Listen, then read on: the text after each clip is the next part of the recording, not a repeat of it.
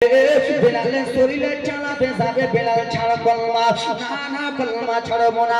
যেমনই কথা বলেছে আব্বা, লবণ গুলো যেন বেলালের শরীরে চালিয়েছে বাবা। একটা ফোঁসাতে যদি লবণ দেওয়া ভাই সহ্য করতে পারবেন, জীবনে পারবেন না। যেমনই লবণ দিয়েছে সঙ্গে সঙ্গে জ্বালা করে উঠেছে। নবীরা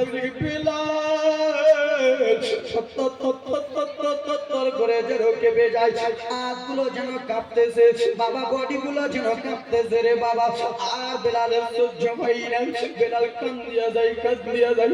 বেলাল একটাই কথা বলি, ও মায়ের নবীজি, আপনার জন্য এত কষ্ট করেছি, আপনাকে পাওয়ার জন্য এত কষ্ট করেছি নবী গো, যেন আমি আপনার সঙ্গে থাকতে পারি।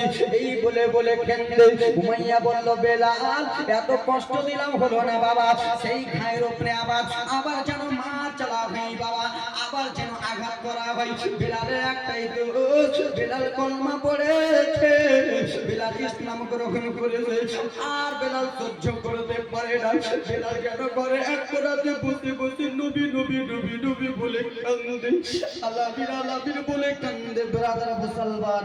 আর বেলাল সহ্য করতে পারে না, বেলাল শুধু আল আমিন আল আমিন বলে কান্দে। সেই নবীকে আজকাল আমরা ভালোবাসি কি বাসি না? জোরে বলুন, ভালো অবশ্যই বাসি। এই ব্রাদার মুসলমান, বেলাল যদি এত কষ্ট করতে পারে আমরা কি পারবো না? অবশ্যই পারবো। এই ব্রাদার মুসলমান, সেই বেলালের এক ফোঁটা চোখের জলকে ওসিলা করে, সেই বেলালের এক ফোঁটা চোখের পানিকে ওসিলা করে এ আল্লাহর বান্দা নবীর উম্মত, এ আব্বাজান আমার, আপনাদের কাছে এত বড় মেহফিলের মধ্যে আল্লাহর কোন তিনজন বান্দা আছেন বেলালের এক ফোঁটা চোখের জলকে ওসিলা করে রাসূলুল্লাহর মহব্বতকে স্মরণ করিয়া আছেন কোন আল্লাহর বান্দা তিনজন এই মেহফিলের মধ্যে কবরস্থানের জন্য